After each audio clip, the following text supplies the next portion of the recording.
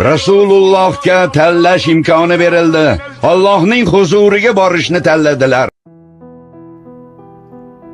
Ey qalbimiz quvonchi, ko'zlarimiz nuri, ruhimiz najoti bo'lgan zot.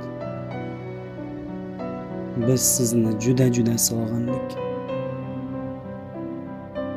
Dunyo zax va sovuq, ammo siz yo'q bo'lganingiz uchun emas, balki biz sizsiz yashayotganimiz, sizsiz yurayotganimiz, sizsiz kechayotgan umrimiz tufayli sovuq.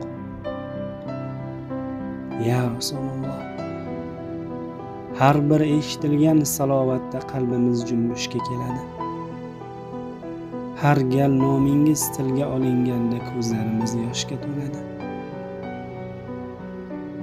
Chunki biz sizni ko'rmadik, ammo sizni o'zidan ko'ra ko'proq sevgan bir ummatmiz. Biz sizga birorta ham so'z ayta olmadik. Bir bora qo'lingizdan ushlay olmadik, ammo qalbimiz siz bilan birga yashaydi. Ya Rasululloh, sizni ko'rishni, bir on bo'lsa-da muborak nigohlaringizga termulishni, siz bilan gaplashishni, siz bilan iymonlashishni, sizning huzuringizda sakinat topishni orzu qilamiz. Ya Rasululloh, biz sizga munosib ummat bo'la olmadik. Sizning sunnatlaringizga yengil qaradik.